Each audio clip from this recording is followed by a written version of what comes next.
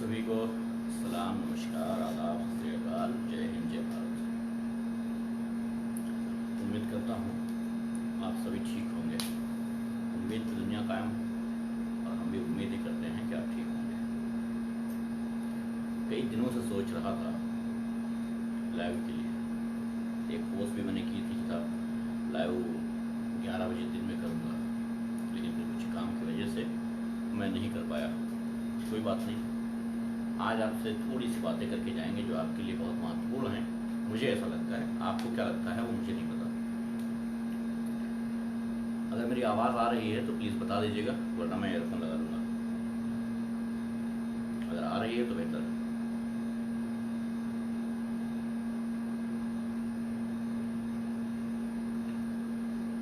वालेकुम अस्सलाम भाई, आवाज़ बहुत कम आ रही है। अच्छा, मैं ईयरफोन यूज़ कर लेता हूँ तब आई थिंक ज़्यादा आएगी।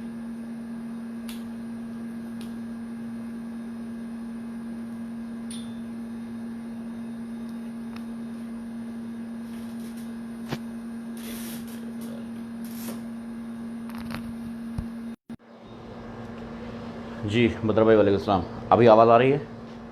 अभी ईयरफोन लगा लिया है, आई थिंक अब आवाज़ आ रही होगी। तो छोटी छोटी बहुत सारी बातें हैं जो आजकल सोशल मीडिया से दूर हो गई। वालेकुम अस्सलाम भाई, बहुत दूर हो गई हैं सोशल मीडिया से, एकदम करीब करीब भटक नहीं रही हैं। वो सबसे इम्पोर्टेंट ये है कि अपनी तमीज़ और तहज़ीब वो लोग भी भूल चुके हैं जो लोग सोशल मीडिया पर बदलाव लाने आए थे। वो लोग भी भूल चुके हैं जो सोशल मीडिया पर विरोध करने आए थे। वो लोग भी भूल चुके हैं जो लोग समाज में एक बेहतरीन मैसेज देने के लिए आए थे। वो भी उस तमीज़ और तहज़ीब को भूल चुके हैं, सभ्यता को भूल चुके हैं। जिस हालात से आज सोशल मीडिया गुज़र रहा है, कह रहे हैं आवाज़ गूंज रही है। अच्छा, एक और बाकी लोग कह रहे हैं कि आवाज़ सही है। खैर, देख लेता हूँ भाई कुछ देर सबकी बातें। अली हसन भाई, वालेकुम आदाब, कैसे हैं? वालेकुम सलाम, कैसे हैं? सब कुछ इस टाइम वैसे चल रहा है जैसे वो लोग चाहते थे। कौन लोग? जो सोशल मीडिया पर गंदगी फैलाना चाहते थे, सोशल मीडिया पर अपना दबदबा तैयार करने के, अपना दबदबा बनाने की कोशिश कर रहे थे, वैसे चल रहा है। उनके नज़रिए से, उनके हिसाब से चल रहा है। उन्होंने चाहा कि यहाँ पर इतनी गंदगी कर दें कि सही लोग यहाँ पर रुके ना। वही हुआ कि इतनी गंदगी कर दिया कि सही लोग रुक ही नहीं सकते हैं।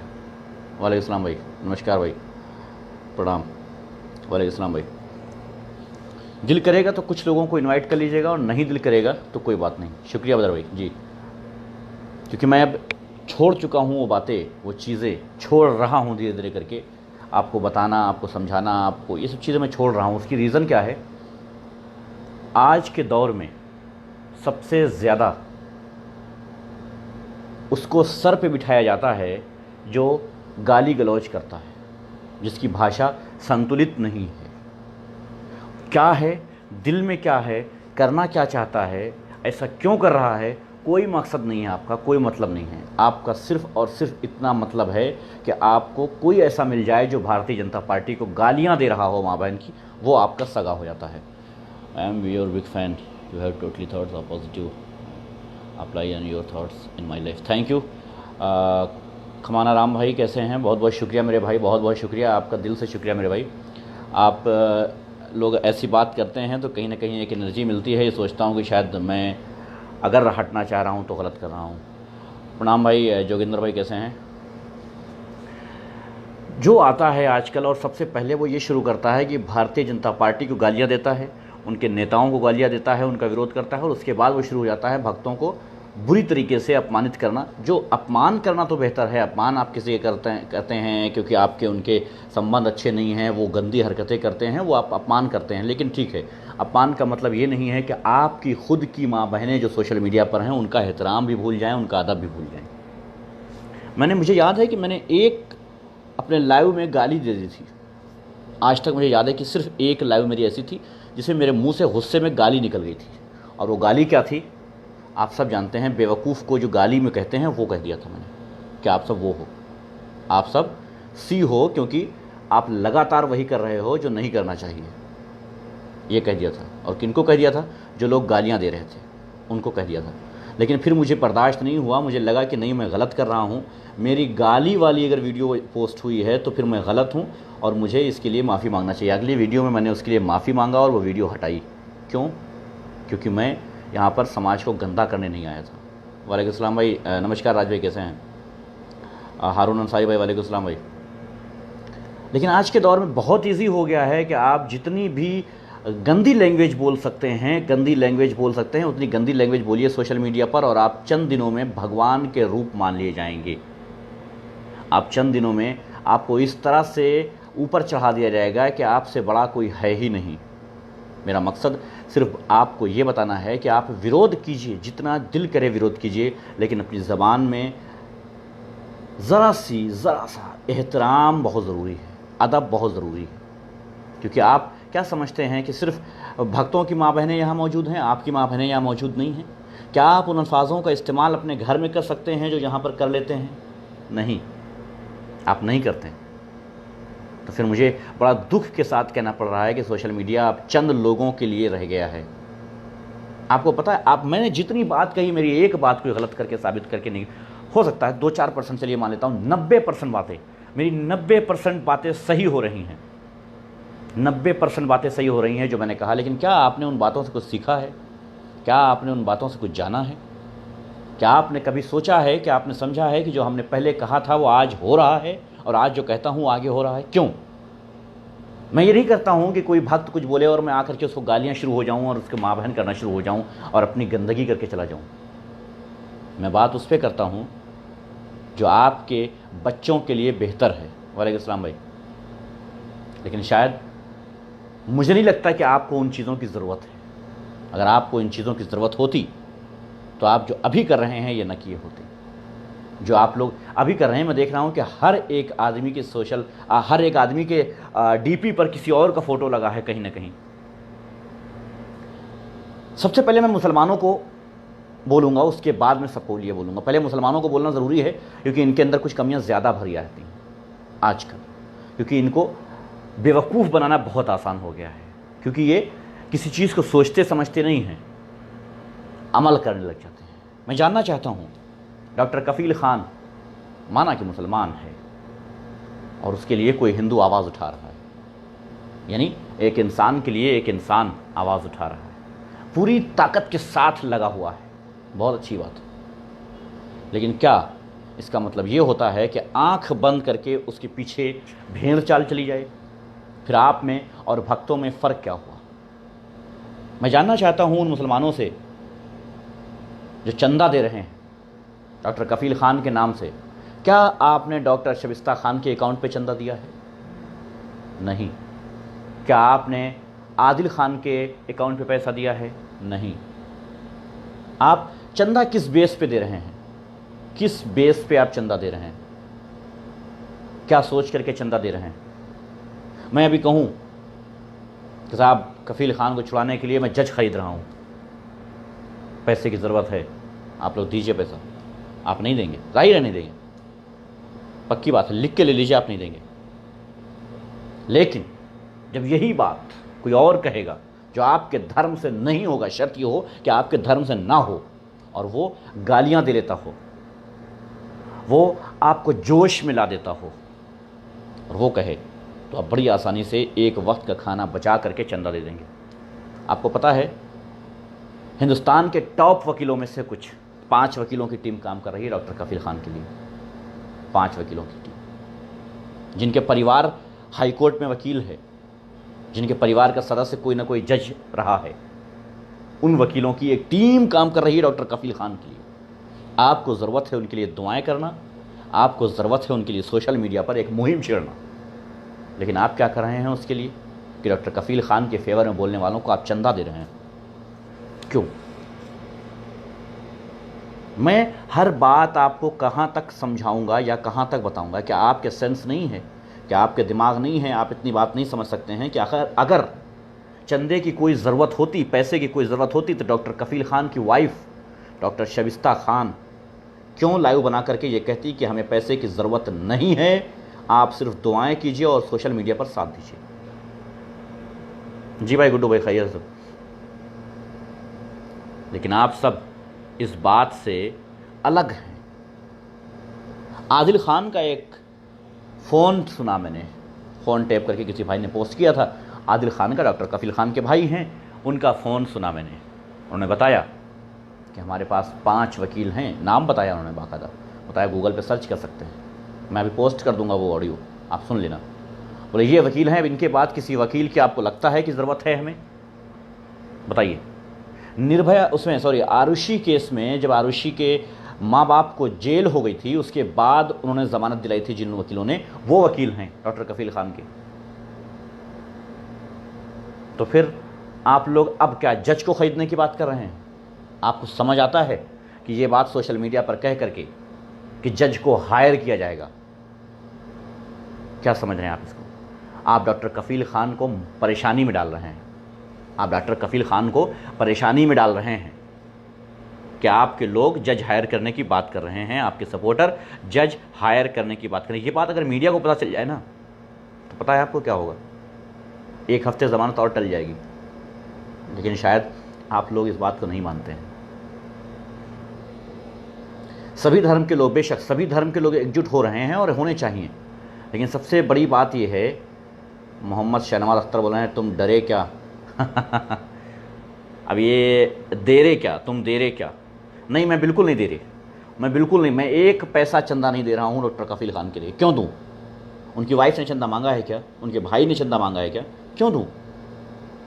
कोई मुंह उठा के आवे और कहे कि साहब डॉक्टर कफील खान को छुड़ाने के लिए मुझे चंदा चाहिए, और मैं क्यों दूँ? मुझे इतना सेंस होना चाहिए कि वो पैसा कहाँ और कैसे खर्च होगा। अगर आप इतना सेंस रखते हैं तो ठीक है, नहीं तो आपकी मर्ज़ी।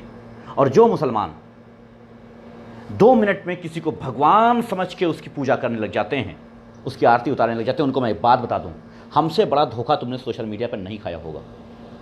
हमसे बड़ा धोखा तुमने सोशल मीडिया पर नहीं खाया होगा। वालेकुम सलाम भाई। हम अच्छे से जानते हैं नस नस। इतने दिनों से सिर्फ अकेला किसी के साथ मैंने कोई पेज शेयर नहीं किया। मैं इतने दिनों से किसी के साथ अपनी वॉल शेयर नहीं कर रहा हूँ। क्यों? क्योंकि मुझे पता है कि आने वाले दिनों में क्या होता है। जब कोई बहुत तेज़ी से उड़ने लग जाए ना, तो समझ जाना चाहिए कि इसलिए उड़ रहा है क्योंकि जल्द ही ये आपके पर काट देगा। और यही होता है। आपको बेवकूफ़ बनाना बहुत आसान है। भारत के मुसलमानों को बेवकूफ़ बनाना बहुत आसान है, क्योंकि ये विश्वास जल्दी करते हैं। इनके दिल में खोट नहीं होती, दिल के साफ़ होते हैं और बहुत जल्दी बेवकूफ़ बन जाते हैं। लेकिन हम ये नहीं कहेंगे कि आप दिल के साफ़ हैं और बेवकूफ़ बन जाते हैं। हम कहेंगे कि आप बेवकूफ़ हैं। अगर आप बार बार बेवकूफ़ बन रहे हैं तो आप बेवकूफ़ हैं। आपको समझना चाहिए ये, लेकिन आप समझते नहीं इस बात को। क्यों? आखिर दिमाग ज़रा से आप इस्तेमाल करते हैं इसके लिए या नहीं? आप क्या समझते हैं? खैर, ये बात तो मुझे बतानी थी तो मैंने बता दिया। भारत के हालात आपको पता हैं बहुत अच्छे से, मुझे बस कुछ बताने की ज़रूरत नहीं है। हाँ, ये अलग बात है कि आपको कोई बताता नहीं है ये बातें। ये अलग बात है कि भक्तों को गालियाँ देने वाले तो 1000 मिल जाएंगे, लेकिन आपको बताने वाला कोई नहीं मिलेगा। वो अलग बात है। हर हॉस्पिटल में लाशों का तांता लगा हुआ है। आपको 2.5% डेथ बताई जा रही हैं, लेकिन सच ये नहीं है। सच ये है कि लाश घर में अब मरीज़ रखे जाते हैं। एक बेड पे लाश है और दूसरे बेड पे मरीज़ हैं। ये सिचुएशन हो गई। हालात काबू से बाहर हैं। आपको गुमराह किया जा रहा है। भारत में लॉकडाउन फिर से होने वाला है। लॉकडाउन फिर से होगा। सैटरडे और संडे जो लॉकडाउन है, ये सिर्फ कहानी है, ट्रेलर है, बेवकूफ़ बनाना है। सैटरडे और संडे, किसने कहा है कि सिर्फ 2 दिन कोरोना निकलता है बाहर, जो सैटरडे और संडे रख दिया गया है?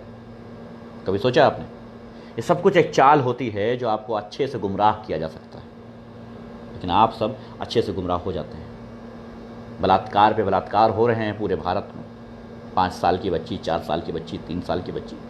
रेप इस कदर बढ़ चुके हैं कि कोई पूछने वाला नहीं है। एक लड़की को छेड़ रहा था, कुछ लोग एक लड़की को छेड़ रहे थे, उसके एक पत्रकार चाचा ने विरोध किया और FIR कर दिया। अपनी 3-4 साल 5 साल की बच्ची को लेकर के वो पत्रकार कहीं जा रहा था, रास्ते में उन गुंडों ने रोका, उस मासूम बच्ची के सामने बाप को गोली मार दिया। क्यों? क्योंकि उसने अपनी भतीजी के साथ बदसलूकी जब हो रही थी तो उसने विरोध किया था इसका। भारत ये बन गया है। कुछ भी, अगर मैं सोशल मीडिया खोल दूं, अगर मैं अपनी वॉल खोल दूं, फेसबुक खोल लूं, तो आपको 1 मिनट में मैं 10 खबरें बता सकता हूं जो भारत के लिए बहुत ही शर्मनाक हैं। मगर अफसोस, आपको इससे कोई फ़र्क नहीं पड़ता है और ना ही आप इसकी तरफ ज़रा से भी ध्यान ले जाते हैं। आप कहेंगे साहब मैं क्या करूं, मैं कैसे देख सकता हूं इसको, मैं क्या कर सकता हूं, मैं कैसे कंट्रोल कर सकता हूं? कौन करेगा? रेप कौन कर रहा है? मर्डर कौन कर रहा है? सड़कों पे भीड़ कौन इकट्ठा कर रहा है? रैलियों में कौन जा रहा है? बाज़ारों में कौन जा रहा है? ज़रूरत की चीज़ें अलग हैं, आप ज़रूरत के लिए निकल रहे हैं, वो अलग चीज़ है।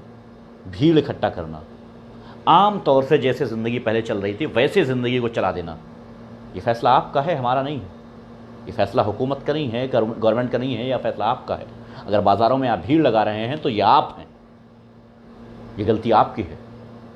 आप एक बार में, दिन भर में एक बार में सामान घर के बाहर जा करके सारा सामान ला करके घर वापस आ सकते थे, लेकिन नहीं, वही सामान आप 10 बार में ला रहे हैं और 10 बार में 50 लोगों से मिलकर मुलाकात करके आ रहे हैं। आपको पता है भारत में कोरोना इस कंडीशन में पहुंच गया है कि अब एक को होता है तो पूरे परिवार को हो जाता है। समझ लीजिएगा। अक्सर हॉस्पिटल में लाशें नहीं दी जाती हैं, अक्सर हॉस्पिटल में लाशें नहीं दी जाती हैं। कोरोना वायरस से जिनकी डेथ होती है उनकी लाशें नहीं दी जाती। पता है क्यों? क्योंकि भारत के कई हॉस्पिटल्स में बॉडी के पार्ट्स निकाल करके बेचे जा रहे हैं। अगर आप चाहते हैं कि आपके परिवार के साथ भी ऐसा हो तो आप आम तरह से ज़िंदगी जी सकते हैं, आम तरह से भीड़ इकट्ठा कर सकते हैं। लॉकडाउन शुरू हुआ था तो मैंने आपसे कुछ कहा था। मैं क्यों कहता हूं कि आप सुनते कम हैं, आप लोग सुनते कम हैं, क्यों कहता हूं? अगर आप लोग सुनते होते तो आपकी कंडीशन ये ना होती। लॉकडाउन शुरू हुआ था, जिस दिन पहला लॉकडाउन हुआ था उस दिन मॉर्निंग में पहली लाइव मेरी जब आई थी, मैंने क्या कहा था? मैंने ये कहा था कि आपके मोहल्ले से आप 1 आदमी, 2 आदमी, 5 आदमी, कम से कम ज़्यादा से ज़्यादा 5 आदमी आप मिल के पूरे मोहल्ले को संभाल सकते हैं। उनके मार्केट, उनका काम, उनका दवा, उनका इलाज सब आप कर सकते हैं। ज़रूरत नहीं है कि हर घर से 1 आदमी बाज़ार जाए, ये ज़रूरत नहीं है। मैंने शुरुआत में कहा था, लेकिन आपको उन बातों से असर या फ़र्क नहीं पड़ता है। अब आपके पड़ोस में जब कोरोना हो जाता है और आपको सील कर दिया जाता है, तब आप चीखते हो, तब आप चिल्लाते हो, तब आप डरते हो, तब आप खौफ में रहते हो। लेकिन खैर, मुझे इन बातों से क्या मतलब? हम क्यों कह रहे हैं ये बातें जब आपको सुनना नहीं है, जब आपको जानना नहीं है, जब आपको समझना नहीं है? सोशल मीडिया पे तो आज उन लोगों का बोलबाला है जो गंदी ज़बान निकाल सकते हैं, जो एक दूसरे को गालियां दे सकते हैं, उनका बोलबाला है। किसी को भी आइए और गाली दीजिए और आप सबसे बेहतर हैं। क्यों? मुझे फ़र्क नहीं पड़ता, 2 दिन लगेगा, एक मिनट लगेगा फेसबुक ख़त्म करने में, सोशल मीडिया से दूर होने में, मुझे कोई फ़र्क नहीं पड़ता। बहुत आसानी से दूर हो सकता हूँ, लेकिन देखता हूँ तो तकलीफ़ होती है। अपने आप को बहुत कंट्रोल करता हूँ कि नहीं, अब नहीं बोलूँगा। अब बोलने के कोई मतलब नहीं है क्योंकि लोग समझते नहीं हैं, लेकिन फिर भी कहता हूँ कि शायद ये हो सकता है कि इन्हें कोई बताने वाला ना हो, शायद इनको कोई समझाने वाला। कई लोगों की लाइव सुनता हूँ कि शायद इसने कोई मैसेज दिया हो, चूँकि बहुत फेमस है तो शायद कोई मैसेज दे दिया हो, लेकिन नहीं, उनकी ज़बान में, उनकी भाषा में, उनके पूरे लाइव में मुझे कोई मैसेज नहीं मिलता है। फिर मजबूर हो जाता हूँ ये कहने पे कि चलो ठीक है, मैं ही एक लाइव कर देता हूँ। नहीं भाई, 22 को यानी कल पेशी है, इंशाल्लाह कल तो ज़मानत हो ही जाएगी, और अगर खुदा न खास्ता किसी वजह से कल नहीं होती है तो अगली पेशी तक इंशाल्लाह हो जाएगी। जल्द ही डॉक्टर कफील खान की पेशी पे जो है ज़मानत हो जाएगी इंशाल्लाह। और आप लोग सोशल मीडिया पे उनका साथ दे सकते हैं। मैं फिर कह रहा हूँ कि सोशल मीडिया पर साथ दे सकते हैं। ये चंदा वंदा वाला काम मुझे नहीं लगता कि बेहतर है। मैं अपनी राय बता रहा हूँ, बाकी आपकी मर्ज़ी। चंदा अगर देना है ना, ऐसे आपको चंदा देना है ना, तो जब शबिस्ता खान कहेंगी ना कि हमें पैसे की ज़रूरत है वकील करने के लिए, तब देना। हज़ारों लोग ऐसे पड़े हैं साहब जिनके पास वकील नहीं है, वही मुसलमान हैं। मुसलमान भाइयों से कहता हूँ कि वो भी मुसलमान हैं। अगर आप इस बिना पे दे रहे हैं कि एक मुसलमान परेशान है तो वो भी मुसलमान है। आपके पड़ोस से कोई भूखा है वो भी मुसलमान है। इंसान के बारे में जानते तो होंगे, और मुसलमान से बेहतर कौन जानता होगा। मैं तो अब तक मशहूर नहीं हुआ। 2 मिनट लगेगा बदर भाई, मशहूर होने में 2 मिनट लगेगा। आइए और गालियां देने लग जाइए भक्तों को। 2 मिनट लगेंगे आपको मशहूर होने में। यूट्यूब चैनल वालों ने मेरा वीडियो बैन कर रखा है, यानी अपने चैनल पर डालना बंद कर रखा है। मालूम है क्यों? क्योंकि उनकी हेडिंग कुछ और होती है, और मैंने मना कर रखा है बिल्कुल सख्ती के साथ कि मेरी जो बात हो वही हेडिंग होनी चाहिए। मेरी वीडियो को काट करके आधे आधे पॉइंट निकाल करके डालने की ज़रूरत नहीं है। अगर आप पूरा मैसेज मेरा दे सकते हैं तो ठीक, वरना नहीं। इसलिए बैन कर रखा है, रोक रखा है। लिखते हैं, अगर एक किसी हिंदू भाई ने आरएसएस को बुरा बोल दिया तो लिखते हैं, हिंदुओं ने की आरएसएस की खिलाफत, मोहन भागवत फरार। बताइए, आपको गुमराह करते हैं। आप टिक कीजिए, आप जाइए, आप सुनिए। उसके अंदर क्या होगा? एक हिंदू भाई का पड़ा होगा विरोध, उसके बाद अपनी बात होगी, अपनी गालियां होंगी, अपनी सब कुछ होगा, उसके बाद काम तमाम। मैं नहीं मानता इन चीज़ों को। मेरा मकसद सिर्फ इतना है कि आप तक कोई मैसेज पहुंच सके, आप तक कोई बात पहुंच सके, आपको समझाया जा सके, आपको बताया जा सके। जो चीज़ें आप नहीं समझ रहे हैं वो कम से कम आपको बताया जाए, सरल भाषा में आपको समझा दिया जाए कि इससे ये नुकसान है और ये फ़ायदे हैं। आपको ये समझा दिया जाए, मेरा मकसद ये है। शुरुआती दौर में जब मुझे पता चला कि स्कूल कॉलेज खुल जाएंगे, मैंने मना किया। मैंने कहा अगर स्कूल कॉलेज खुल जाते हैं, आप अपने बच्चों को स्कूल भेजते हैं, तो ये आपकी जिम्मेदारी होगी, क्योंकि ये सिर्फ और सिर्फ फीस लेने के लिए किया जा रहा है। फीस लेने के बाद, एडमिशन फ़ीस, ये फ़ीस, वो फीस, सारे फीस लेने के बाद कॉलेजेस या स्कूल बंद कर दिए जाएंगे। लेकिन तब तक आपके बच्चों को कोरोना हो चुका होगा, क्योंकि हमारे भारत की स्कूल की जिसकी छत ठीक ना हो उसमें कोरोना से लड़ने वाली चीज़ें तो अवेलेबल हो ही नहीं सकती। It's very simple. हॉस्पिटल में वेंटिलेटर नहीं है, ये बहुत पहले मैंने बताया था, कोई नई बात नहीं है, ये कोई नई बात नहीं, बहुत छोटी सी बात है, आप सबको पता होना चाहिए। वेंटिलेटर्स नहीं है, लेकिन हमारी गिनती दिन ब दिन बढ़ती जा रही है, और ये गिनती 50 के ऊपर तो जानी जानी है। 80 मैंने सोच के रखा है कि 80 जाएगी। मेरा जो अंदाज़ा कहता है वो 80 कहता है। 80 लाख, 80 लाख कोरोना पॉजिटिव लोग भारत में पाए जाने वाले हैं। कोई नई बात नहीं है भारत के लिए। आपको पता है आपके विधायक खरीदे जा रहे हैं करोड़ों में। आपकी औकात नहीं है कि आपको 2 रुपए दिया जाए। आपके विधायक खरीदे जा रहे हैं, पता है क्यों? क्योंकि वही विधायक 500 रुपये में वोट खरीद चुके हैं। जाहिर सी बात, भाई 5 रुपये में वोट खरीदे हैं, एकजुट किए हैं, अब उसको ले जाकर के भारतीय जनता पार्टी के हाथ बेच रहे हैं। आप मुखालफत नहीं कर सकते उनकी। अगली बार फिर वो आएंगे, अब की बार 1000 दे देंगे, आप फिर उनको वोट कर देना। लेकिन क्या आपने उन विधायकों से पूछा कि हमारे क्षेत्र में, हमारी विधानसभा में हॉस्पिटल क्यों नहीं है? कोरोना से लड़ने के लिए चीज़ें क्यों नहीं हैं? मैं सलाम करता हूँ कश्मीर के उस न्यूज़पेपर को जिसने 2 रुपए का जो पेपर बेचता है, सिर्फ 2 रुपए का पेपर है कश्मीर में। मैं आप लोगों को बता रहा हूँ, उर्दू नामा कश्मीर में है, उर्दू नामा कश्मीर में है, 2 रुपए का पेपर है, और उसमें वो प्लास्टिक से उसमें मास्क लगा दिया है, चिपका दिया है, मास्क लगा हुआ है पेपर में। आपके घर डेली सुबह पेपर ही नहीं बल्कि मास्क भी पहुंच रहा है। एक मास्क डेली आपको पहुंच रहा है सुबह। ये पेपर कर सकता है, आपके विधायक, आपकी गवर्नमेंट, आपके लोग नहीं कर सकते। क्यों? अपने विधायकों से पूछा है कि हमारे यहाँ सैनिटाइज क्यों नहीं हुआ क्षेत्र हमारा, मास्क क्यों नहीं मिला? आपको पता है पूरे भारत में तो मुझे नहीं पता, बल्कि ये कहूँगा कि तकरीबन मैंने जो कम से कम 10 से 15 प्रधानों से पूछा है, 9,10,000 रुपये आया है गांव में सैनिटाइज़र और मास्क के लिए। 9,10,000 रुपये, 9,10,000 रुपये आया है प्रधानों के पास। अब विधायकों के पास, सांसदों के पास अपना खाता होता है। विधायक निधि, सांसद निधि, ये सारी अपनी होती है, आप अपनी मर्ज़ी से उसको खर्च कर सकते हैं। बाकी जो पैसा मिलता है वो अलग। लेकिन कभी आपने पूछा कि वो विधायक निधि और सांसद निधि इस हालात में कहाँ काम कर रही है? आप सबको पता है कि कहीं काम नहीं लगा है। आप सबको मालूम है, लेकिन फिर भी क्या आपने पूछा? आप नहीं पूछोगे साहब। मुझे बड़ा दुख के साथ कहना पड़ रहा है कि हम उन लोगों से बात कर रहे हैं जिन लोगों को समझने की ज़रूरत नहीं है। वो बहुत ज़्यादा समझदार हो गए हैं, बहुत ज़्यादा समझदार हो गए हैं आप लोग। आप लोगों को ले डूबेगा। भारत में रेप की संख्या जानते हैं आप? डेली भारत में 50 से ज़्यादा रेप सिर्फ यूपी में हो रहे हैं। सोच लीजिएगा, 50 से ज़्यादा रेप यूपी में हो रहे हैं। कोरोना के पेशेंट से डॉक्टर ने बाथरूम में रेप कर दिया। 5 साल की बच्ची गायब हो गई। 2 बच्चियाँ, 5 साल की 3 साल की बच्चियाँ गायब हो गई सहारनपुर में। शायद सहारनपुर है, मैंने पोस्ट किया है, वॉल चेक कर लीजिएगा। अगर मैं नाम से कंफ्यूज हूँ तो देख लीजिएगा। खेत में लाश मिली, उसके साथ गैंग रेप हुआ। आम बात है हमारे भारत में, बहुत आम बात है रेप। पता है क्यों? खराब हो चुका है ही नहीं।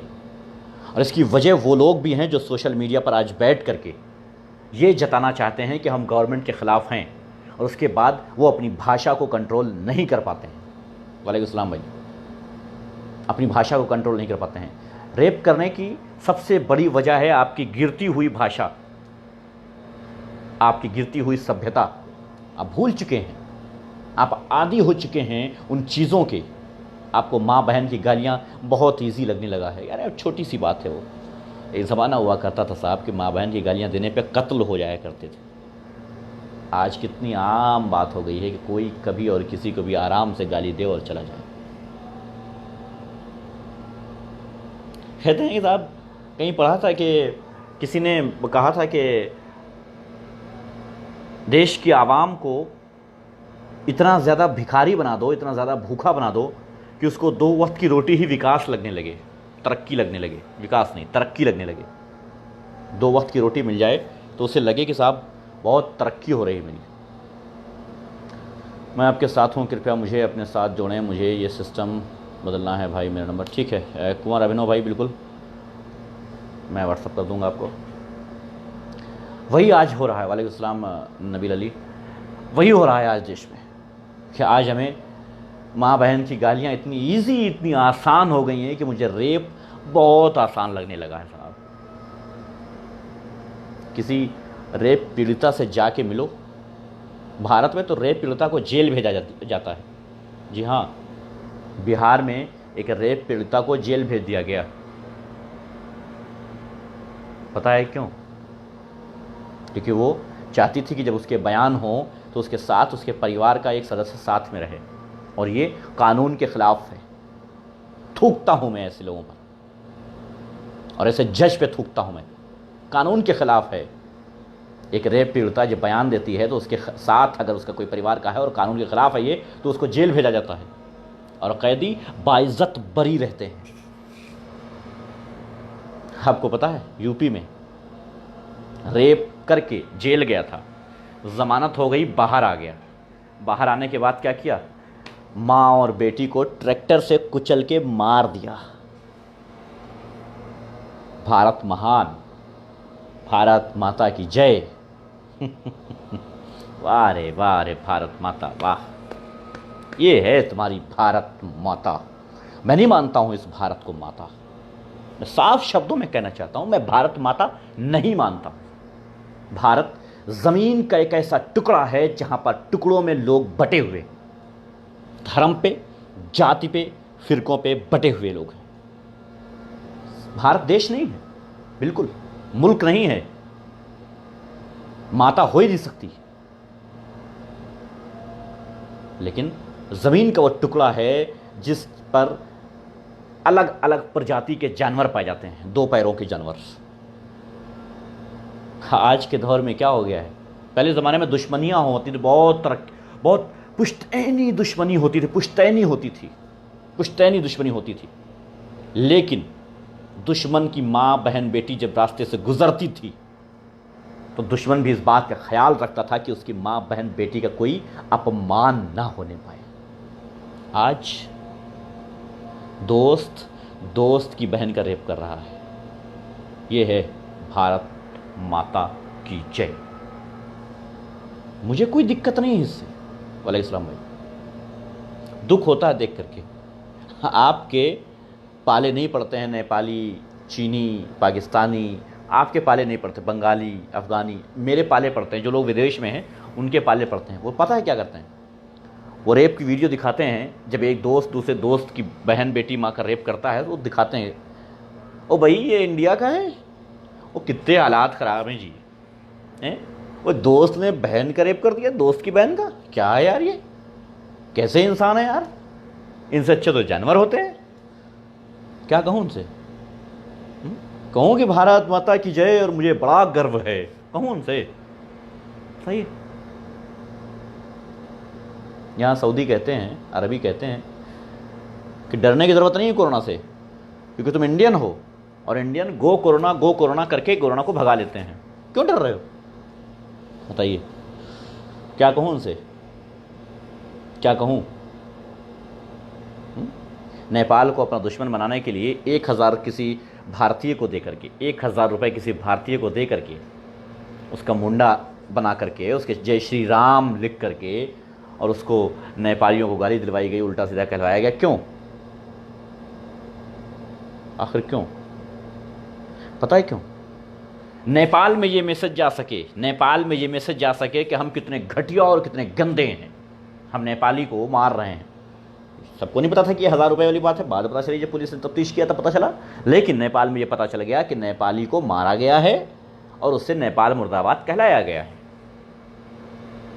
जाहिर है कि अगर वहाँ नेपाली लोग इंडियंस को मारें जूतों से तो बुरा ना मानना, क्योंकि हरकत तुमने शुरू की। इसमें अपनी मर्दानगी नहीं है। इसमें ये न समझना कि साहब हम बड़े मर्द हैं, किसी नेपाली को मार दिया। नहीं, मर्द नहीं हो, मर्द नहीं हो। नमस्कार भाई, मर्द नहीं हो। अपने देश की छवि को नुकसान पहुंचा रहे हो।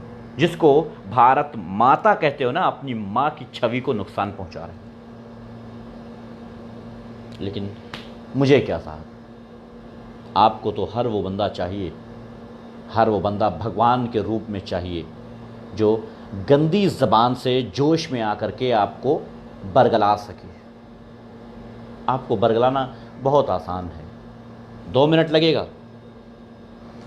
आप सबके सोशल मीडिया वॉल पर मेरी फ़ोटो नज़र आएगी, 2 मिनट लगेगा। आप सबकी वॉल पे मेरी फ़ोटो नज़र आएगी। आप सबके लिए मैं किसी अवतार से बढ़ के हो जाऊंगा। कर सकता हूँ ये, बहुत ईजी। लेकिन नहीं, हमारा मकसद ये नहीं है कि हम आपकी वॉल पे नज़र आएँ। हमारा मकसद ये है कि सही और गलत में फ़र्क बता सकूं, बाकी आपकी मर्ज़ी। करना क्या है वो बता सकूं, बाकी आपकी मर्ज़ी। आप जैसे चाहें, जो चाहें वैसे करें, कोई दिक्कत की बात नहीं। आपकी मर्ज़ी पे डिपेंड करता है। मुझे फ़र्क नहीं पड़ता जो लोग मुझे छोड़ के जाते हैं, जो लोग मुझे उल्टा सीधा बोलें या कुछ भी करें, मुझे कोई फ़र्क नहीं पड़ता उनसे, क्योंकि हम यहाँ फेमस होने नहीं आए हैं। हम यहाँ आपको फ़र्क बताने आए हैं, बाकी आपकी मर्ज़ी।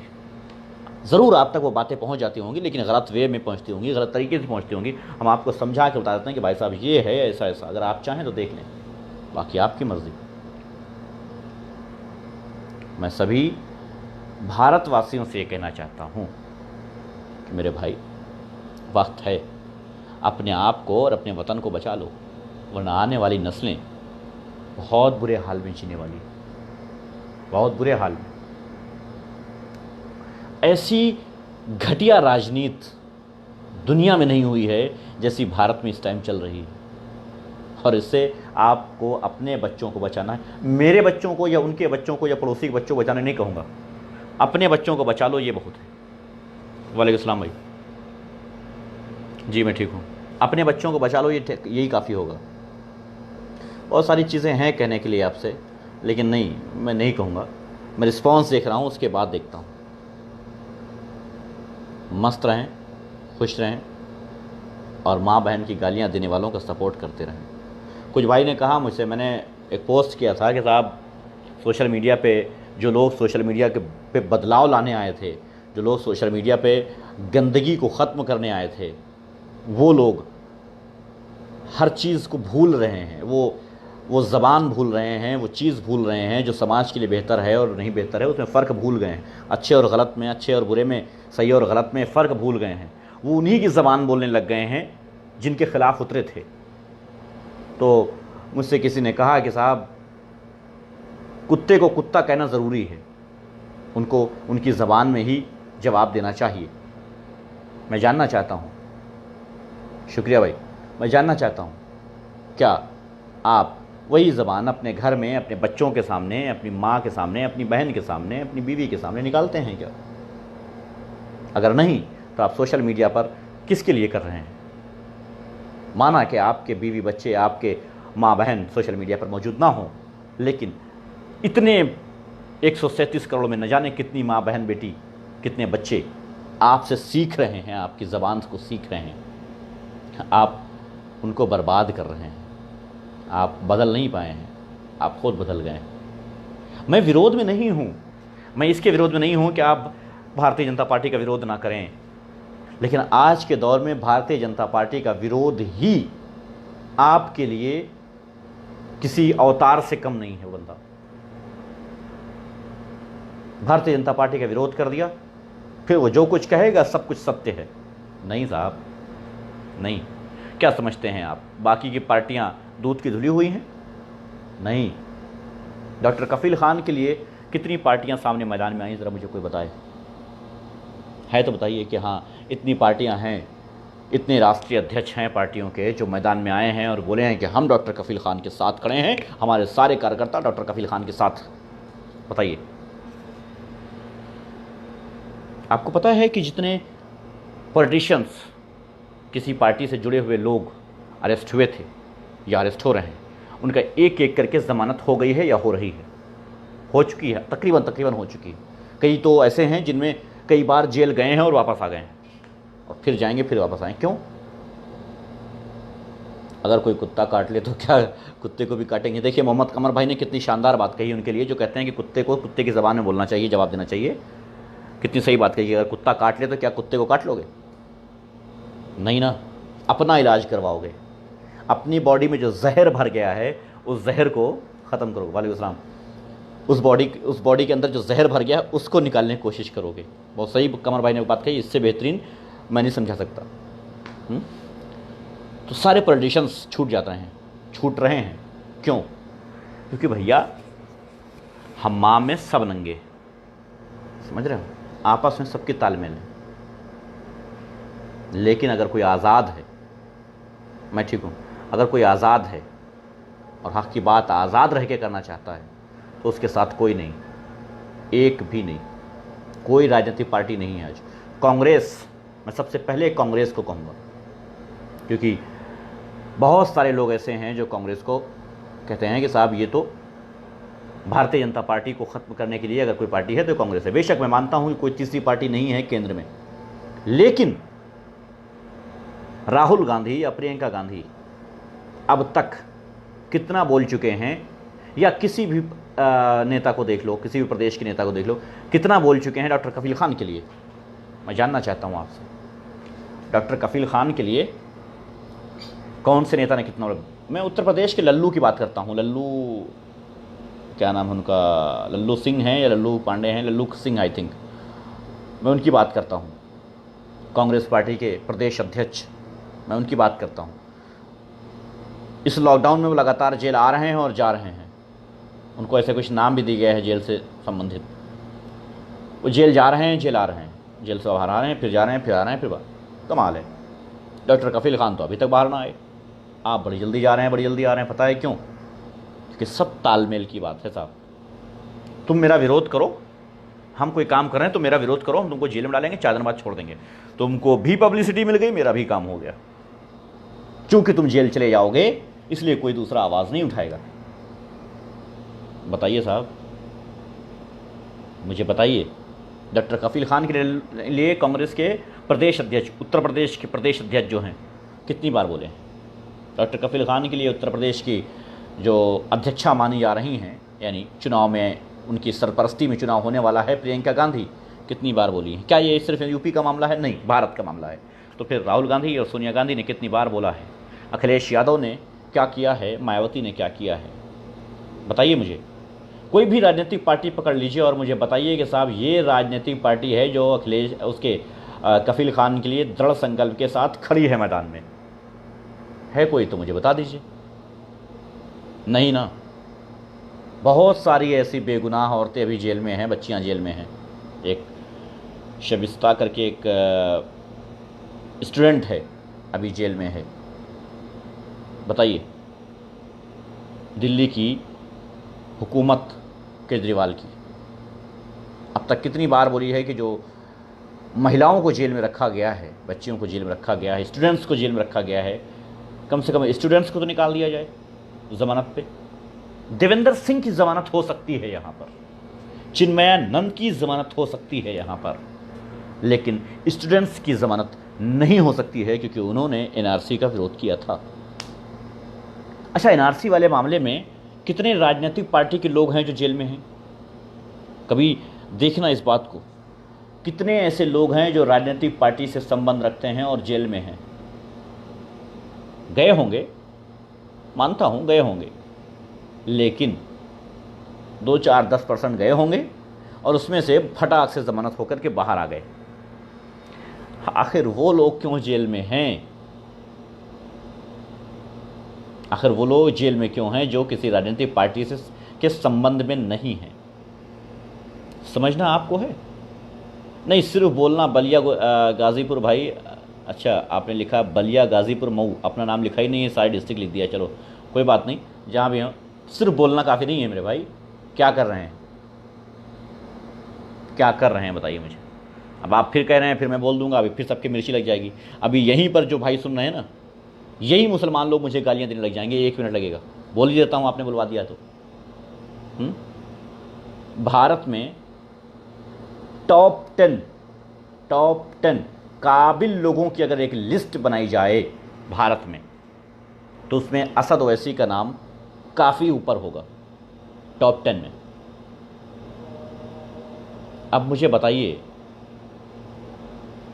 जो कुछ बोला या एक आध ट्वीट कर दिया, काफ़ी हो गया? वालेकुम सलाम भाई, काफ़ी हो गया ये? आपको लगता है यही होना चाहिए था? डॉक्टर कफील के लिए ओवैसी द्वारा सिर्फ इतना ही होना चाहिए था? खैर, आपकी मर्ज़ी है, आप राजनीतिक पार्टियों से जुड़े हुए हैं, मेरा कोई दोष नहीं है। मैं सिर्फ यही कहूँगा कि भाई अब भी वक्त है, समझ जाओ और संभल जाओ। डॉक्टर कफील खान जब बरी हुए थे पिछली बार बीआरडी मामले में, तब की मेरी लाइव उठाकर ये देख लेना। यार मेरी आदत नहीं है कि मैं पुरानी लाइव को ढूंढ करके निकाल करके शेयर करके ये कहूँ कि देखो ये सच है, मैंने कहा था, देखो मैंने कहा था और सच हो गया। नहीं, मैं बता देता हूँ, ढूंढ आप लेना। डॉक्टर कफील खान पे मैंने एक वीडियो बनाई थी, जो उसमें ये कहा था कि डॉक्टर कफील खान जिस तरीके से अपनी चाल चल रहे हैं, आने वाले दिनों में इनके साथ बहुत बुरा होगा, क्योंकि ये किसी के कहे में चल के अपने आप को मुश्किल में डाल रहे हैं। सच्चाई वही हुई। उस टाइम अगर थोड़ा सा कंट्रोल कर लिया होता, जब हमको पता था, जब आपको पता था, जब डॉक्टर कफील खान को पता था, अगर उस टाइम अपने आप को थोड़ा सा कंट्रोल कर लिया होता तो बात कुछ और होती। अगर आपका बैकग्राउंड में सपोर्ट नहीं है तो आपको ऐसी हरकत नहीं करनी चाहिए थी। मैं डॉक्टर कफील खान के ख़िलाफ़ नहीं हूँ, लेकिन ये बताना चाहता हूँ कि उनको मात कहाँ से मिली, वो हार कहाँ से गए, ये बताना चाहता हूँ, ताकि आने वाले दिनों में जब फिर से डॉक्टर कफील खान इंशाल्लाह बाहर आ जाएंगे, कल इंशाल्लाह बाहर आ जाएंगे, उम्मीद ये है कि आ जाएंगे। अगर खुदा न खास्ता किसी वजह से नहीं आ पाते हैं तो एक आध पेशी पे आ जाएंगे इंशाल्लाह बाहर। फिर ये गलती न करना, फिर ये गलती न करना। आपको समझना होगा कि यूपी में जो एक गुंडा, एक मवाली है, वो ख़ास करके आप पर निगाह रखे बैठा है, क्योंकि आपकी उसकी और 36 का आंकड़ा है। इस बात को आपको ख्याल रखना होगा। आप कहोगे साहब क्या डर जाए? डर नहीं सकता, ठीक है, डरना अलग चीज़ है, फंसाना अपने आप को अलग चीज़ है। आप विरोध कीजिए, बेशक विरोध बनता है, सेवा कीजिए, बेशक सेवा बनती है, मगर एक बात ख्याल रखिएगा कि सारी राजनीतिक पार्टियां मिली हुई हैं, इसको ज़रूर ख्याल रखिए, सारी राजनीतिक पार्टियां मिली हुई हैं। और हाँ, डॉक्टर कफील खान साहब के लिए एक भविष्यवाणी मैं करके जा रहा हूँ आज फिर। डॉक्टर कफील खान इस बार बाहर आने के बाद किसी न किसी राजनीतिक पार्टी का शिकार हो जाएंगे। नोट कर लीजिएगा ये बात, क्योंकि जाहिर है सबको यही पता है और पता होना चाहिए कि इतनी प्रॉब्लम्स आने के बाद वो चाहेंगे कि किसी राजनीतिक पार्टी के दामन थाम लें ताकि बच जाएं। लेकिन याद रखिएगा, आपका हाल आज़म खान वाला होगा। आपका हाल आज़म खान वाला होगा। आज़म खान वाला जो लोग नहीं समझ पा रहे हैं उनको बता दें, आज़म खान ने शिकायत की है कि समाजवादी पार्टी उनके साथ सौतेला व्यवहार कर रही है। और ये भी आपको बता दें कि अखिलेश के बाद दूसरे नंबर पर अगर कोई आता था समाजवादी पार्टी में तो आज़म खान थे। बाकी आपकी मर्ज़ी, देख लीजिए कैसे और क्या करना है। धन्यवाद, शुक्रिया। इतनी बातें बता के जा रहा हूँ, असर पड़े तो ठीक, ना पड़े तो आपकी मर्ज़ी। मेरा मकसद आपको बताना और आपको समझाना था। मैंने आपको बता दिया, मैंने आपको समझा दिया, बाकी आपकी मर्ज़ी।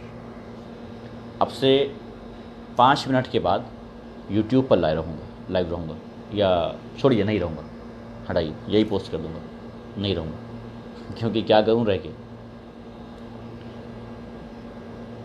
आप इस्तेमाल नहीं कर सकते हैं, आप इस्तेमाल नहीं कर सकते हैं या करना नहीं चाहते हैं। जब आप इस्तेमाल नहीं करना चाहते हैं तो हम आपको कहाँ तक जगाएंगे जब आप सोने की नौटंकी कर रहे हैं। मेरे भाई याद रखना, कोई नहीं है जो तुम्हारे हक़ में खड़ा हो सके। बनावटी बहुत आएंगे, बहुत जाएंगे। वालेकुम सलाम। बनावटी बहुत आएंगे, बहुत जाएंगे।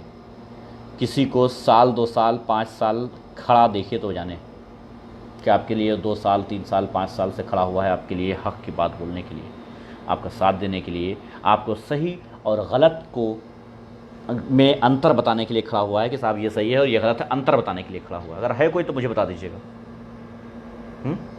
बात पूरी साफ़ कीजिए भाई। बता तो दिया मकसूद भाई, बता तो दिया। क्या किस टॉपिक पे आप बोल रहे हैं, बात साफ़ कीजिए। चलिए बता दीजिए, मैं साफ़ कर देता हूँ। समझ आना बहुत ज़रूरी है, इसलिए मैं समझा देता हूँ। मखसूस आलम भाई कमेंट्स कर दीजिए कौन सी बात करें तो मैं वाज़े कर देता हूँ। है कोई आपके पास ऐसा जो पिछले 3 4 5 साल से आपके साथ खड़ा हुआ है? अगर कोई है तो मुझे बताइए। क्या भाई 3 4 5 साल से फला साहब खड़े हुए हैं लगातार हमारे लिए आवाज़ उठाने के लिए, सही और गलत बताने के लिए? है तो बताइए। आपके ऊपर इतनी मुसीबतें आई, इतनी प्रॉब्लम्स आई, अगर कोई है सामने तो बताइए कि हाँ वो आया था इस प्रॉब्लम में आपकी मदद करने। बताइए मुझे, है कोई? साहब लाइक और व्यूज़ लेने के लिए हम कुछ भी बोल जाएं, ऐसा नहीं हूं मैं, ठीक है? हम अपने उसूलों से कभी समझौता नहीं कर सकते। अगर हमारे उसूल नहीं तो फिर कुछ नहीं। राज भाई इस बात की गवाही दे सकते हैं कि उसूल तोड़ने वालों का साथ मैंने हमेशा के लिए छोड़ दिया है। जो लोग उसूल पे कायम नहीं रह सकते वो हमारे साथ काम करने के काबिल भी नहीं। हम उनके साथ ज़िंदगी में दुआ सलाम करने को भी तैयार नहीं हैं जो उसूल पे खरे न उतरें। अगर सब कुछ फेमस होना होता, 5 साल से जो कुछ चल रहा है, किस पार्टी को वोट दें, सब तो मुसलमानों का इस्तेमाल करता है। मखसूस आलम भाई ने पूछा है किस पार्टी को वोट दें, सब तो मुसलमानों का इस्तेमाल कर रहे हैं। बेशक अब मसला ये होता है कि एक बात ये है कि मुसलमानों का इस्तेमाल करते हैं और दूसरी बात ये है कि सबका इस्तेमाल करते हैं। तो मैं ये मानता हूँ कि सबका इस्तेमाल करते हैं, मुसलमानों का ज़्यादा करते हैं। बहुत अच्छा सवाल आपने किया, बात साफ कर देता हूँ उसके बाद जाता हूँ। ज़रूरत ही नहीं है उस आदमी को वोट करने की जो आप पर मुसल्लत किया जाता है पार्टी द्वारा। पार्टी द्वारा भेजा जाता है कि ये मैं भेज रहा हूँ, इसको जिता के भेज देना। ज़रूरत ही नहीं है उस आदमी को वोट करना जो क्रिमिनल है। ज़रूरत ही नहीं है उस आदमी को वोट करने की जो आपके क्षेत्र का नहीं है और बाहर से आया है। ज़रूरत ही नहीं है उस आदमी को वोट करने का जो आपके बीच 5 साल तो नज़र नहीं आया था लेकिन चुनाव होते ही आपके सामने नज़र आ गया। ऐसे लोगों को ज़रूरत ही नहीं। वालेकुम अस्सलाम हाशिम भाई, शुक्रिया। ज़रूरत ही नहीं है ऐसे लोगों को वोट करने की। आपके समाज में, मैं जानना चाहता हूँ, मैं बार बार यही बात कहता हूँ और आज फिर वही बात आखिरी बार कह के जा रहा हूँ, मिस कर दिया, सॉरी, लेट हो गया भाई। नहीं कोई बात नहीं चेतन भाई, सत श्री अकाल, कैसे हैं भाई। मैं फिर वही बात कहूँगा यार जो कहता आया हूँ, एक विधानसभा पकड़ लीजिए, कम से कम कितने वोटर्स होंगे वहाँ? बहुत कम 5 लाख, बहुत कम, एक मिनिमम मान रहा हूँ, चलिए 5 लाख।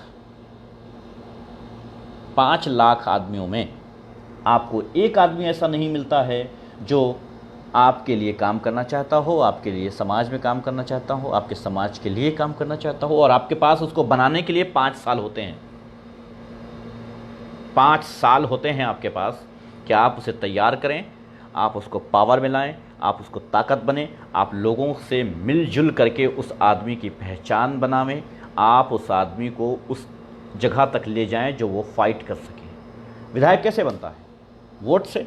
वोट कौन करता है? आवाम। पैसे की क्या ज़रूरत है अगर पैसा नहीं है?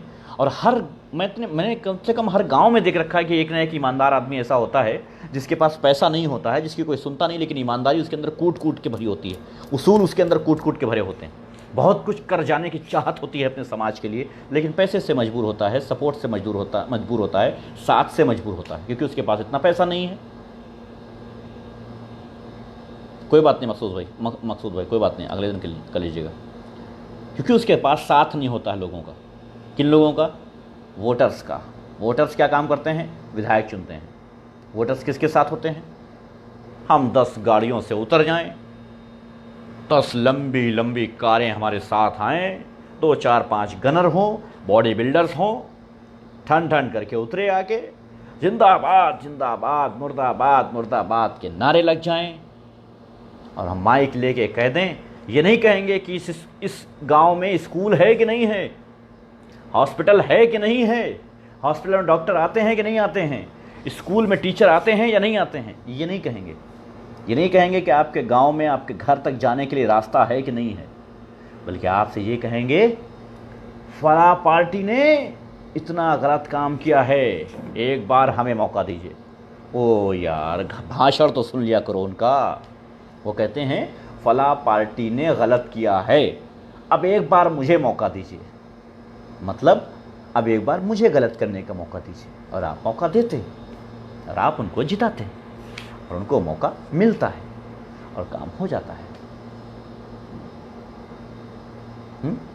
अब आप सोच लीजिए, कोई एक बताइए मुझे कि आपका क्षेत्र का विधायक इलेक्शन के टाइम विधायक कैंडिडेट आपके घर आया हो और आप पूछा हो कि आपके घर के आसपास सड़क से लेकर के जो आपका घर है, आपकी बस्ती, जिस बस्ती में आपका घर है, वहाँ तक जो बारिश में पानी भर गया है। कई बार ऐसा हुआ है कि बारिश में पानी भी भर जाता है, जो उस चुनाव के दौरान मतलब पानी भरा मिलता है, गलियाँ सड़ी हुई मिलती हैं, बदबू दूर से आती रहती है, गलियों में घुसना मुसीबत है। ऐसी भारत में गलियाँ हैं बहुत सारी।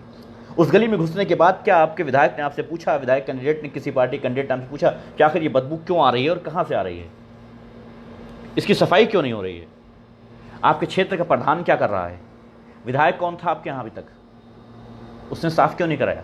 पूछा किसी ने? नहीं। क्या कहा? फला पार्टी के विधायक ने आपके साथ गलत किया है, आपको विकास में रोड़ा बना है, अब मुझे मौका दीजिए। और आप कहते हैं ये लो मौका, पिछली बार उसने लूटा था, इस बार तुम लूट लो। बस, इट्स वेरी सिंपल। जब तक आप इस चीज़ को नहीं समझेंगे, आपका विकास मुश्किल ही नहीं, नामुमकिन है। आप कहते हैं साहब पार्टी बदल जाएगी, सरकार बदल जाएगी, सब ठीक। नहीं, आज तेल आपको आकर 80 रुपये मिल रहा है ना, दूसरी पार्टी आएगी आपको 70 में नहीं देगी, 80 में आपकी आदत पड़ चुकी है, अब वो 85 करेगी, 75 नहीं करेगी। याद रखिएगा इस बात को। अभी तक ऐसे ही होता है। आई कोई सरकार की, सरकार आने के बाद सब कुछ सस्ता कर दिया हो? बताइए मुझे, आई है? नहीं ना, तो फिर सोच लीजिए। भाई आपकी मर्ज़ी है। हो सकता है आपको ये बातें सोशल मीडिया पर बहुत लोग बताते हों, लेकिन मुझे नहीं दिख रहा है कहीं तक। अगर कोई ऐसी बातें आपको समझाता है तो मुझे बता दीजिएगा, मैं भी सुना करूँगा उनको। विचार अगर ऐसे हैं तो मैं सुनता रहूँगा, मुझे फ़र्क नहीं पड़ता क्या चल रहा है, क्यों चल रहा है, लेकिन मुझे फ़र्क पड़ता है कि आखिर क्यों चल रहा है।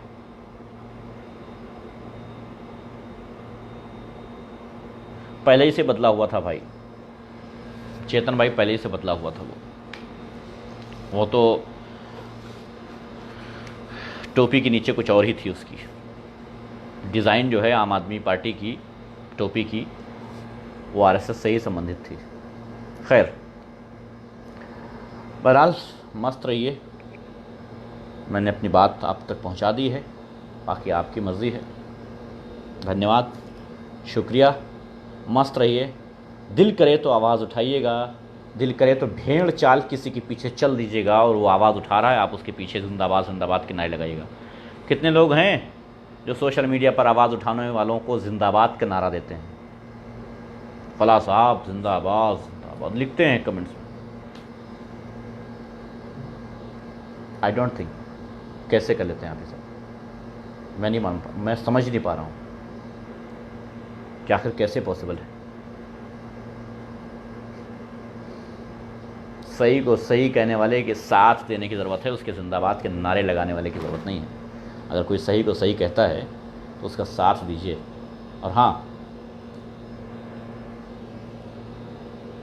ये और ये खोल करके, वरना ज़िंदगी भर चंदा देते रहोगे, ज़िंदगी भर चंदा देते रहोगे। चलिए, जय हिंद, जय भारत। मरता भारत का भय।